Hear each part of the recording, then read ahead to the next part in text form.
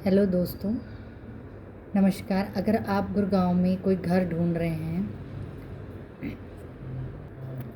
और अगर आप ग्राउंड फ्लोर के मकान को ख़रीदना चाहते हैं तो ये वीडियो आपके लिए है। ख़रीदना चाहिए कि नहीं आप ये सुन के इसके बाद डिसाइड कर सकते हैं, क्योंकि मेरा पर्सनल एक्सपीरियंस है ग्राउंड फ्लोर पे रहने का। मैं थर्ड फ्लोर पर भी रह चुकी हूँ, फर्स्ट फ्लोर पर भी रह चुकी हूँ और 8वें फ्लोर पर भी रह चुकी हूँ, 10वें फ्लोर पर भी रह चुकी हूँ। तो ये वीडियो में मैं आपको बताऊंगी ग्राउंड फ्लोर पे मकान लेना चाहिए कि नहीं। मेरा पर्सनल एक्सपीरियंस ये रहा है कि जो घर ग्राउंड फ्लोर पे होते हैं उन्हें कभी भी आपको लेना नहीं चाहिए, क्योंकि सबसे बड़ी प्रॉब्लम ये होती है कि अपार्टमेंट का जो ड्रेनेज सिस्टम है। मैंने डाल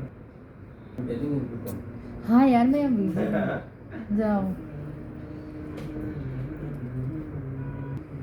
तो ग्राउंड फ्लोर पे मैंने ये देखा कि आपने देखा होगा बड़े बड़े शहरों के ड्रेनेज सिस्टम तो सही होते नहीं हैं, तो अपार्टमेंट से आप क्या उम्मीद करोगे। गुड़गांव में मैंने देखा बारिश वैसे 5-10 बारिश मुश्किल से बारिश के टाइम में होती है, वो भी गुड़गांव झेल नहीं पाता है। अपार्टमेंट का तो ये हाल रहता है कि चलो ड्रेनेज भरे रहते हैं, पर यह है कि 2-3 घंटे में पानी निकल जाता है। पर ग्राउंड फ्लोर के लिए ये बिल्कुल लागू नहीं होता है। वहाँ आप देखोगे जैसे ही पानी भरेगा ना, उस घर नीचे के घरों में परेशानियाँ शुरू हो जाती है। ग्राउंड फ्लोर के घरों में वहाँ ये हो जाता है, मैंने ये देखा है कि बाथरूम में सबसे पहले तो अफेक्ट करता है आपके बाथरूम को। बाथरूम में आप टॉयलेट फ्लश करते हो, वो पॉटी जाएगा नहीं, बैक फ्लो होता है, क्योंकि नीचे जो सेप्टिक टैंक में शायद कुछ प्रॉब्लम पानी की वजह से आता है, तो वो सारा कुछ झेलना ये ग्राउंड फ्लोर के घर को होता है। दूसरा दूसरा प्रॉब्लम ये होता है कि आपके घर के बाहर इतना गंदा हो जाएगा ग्राउंड फ्लोर के मकान का, सारा कीचड़, ऊपर का पानी, सभी कबूतर की पट्टी जो साल भर पड़ी हुई थी सब धुल के आपके घर के सामने फेंका पड़ा हुआ है। और आपके घर के अंदर एंट्री वाला जो एरिया है, फॉयर एरिया में आप देखोगे इतना गंदा हो जाएगा। दूसरा प्रॉब्लम जो देखा था मैंने कि सीलन, बाहर की दीवारों में पूरे ऊपर से पानी टपक के अब नीचे के फर्श पे गिरेगा, तो नीचे का फर्श इतना ज़्यादा वल्नरेबल हो जाता है कि पूरे टाइम गीला रहेगा। तो वो सबसे पहले ख़राब करता है ग्राउंड फ्लोर के घर की दीवारों को। जिस घर में मैं रहती थी वहाँ मैं आपको बता दूँ, वो सेक्टर 55 का घर था। वहाँ पर ऐसा प्रॉब्लम हो गया था कि वो दीवार इतनी ज़्यादा सीलन भर गई थी कि हम घर में एंटर करते ही नाक बंद करनी पड़ती थी। इतना ज़्यादा फंगस मोल्ड दीवारों पे डेवलप हो जाता है, मतलब 5-10 दिन में इतना फंगस और मोल्ड आप दीवारों पे देखोगे कि आप उससे बर्दाश्त नहीं होगा, क्योंकि आपको दीवार तोड़ना पड़ेगा, जो आपके बस की बात नहीं है।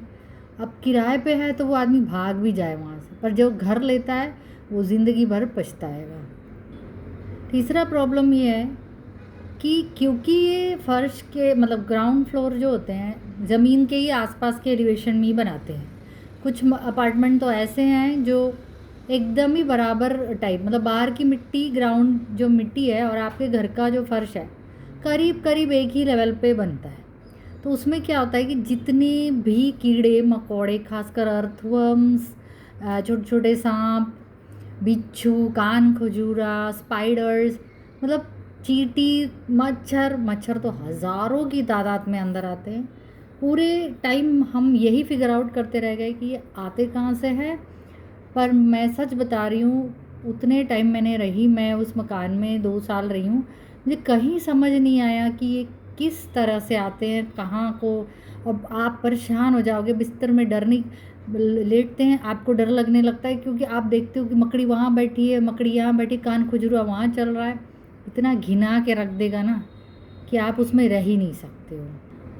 दूसरा ये प्रॉब्लम है कि अपार्टमेंट अपनी ब्यूटिफिकेशन के लिए चारों तरफ पेड़ लगाएगा।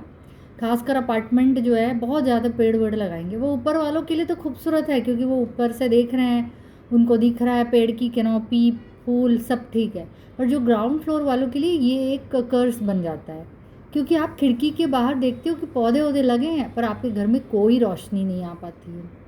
और क्योंकि ग्राउंड फ्लोर का मकान रहता है तो बालकनी भी आप खुला छोड़ नहीं सकते, आपको कुछ कवर करना पड़ता है। तो अगर आप खोल के रखोगे तो जो भी नीचे से वॉक कर रहे हैं वो उन्हें पूरा आपके घर के अंदर का चीज़ें दिखता है ना। आप इत्मीनान से कपड़े बदल सकते हो, ना आप कुछ रख सकते हो, ना कुछ कर सकते हो। तो आप बंद करोगे थोड़ा भी पर्दों से या किसी से, पूरी तरह से हवा बंद हो जाती है, पूरी तरीके से रोशनी बंद हो जाती है।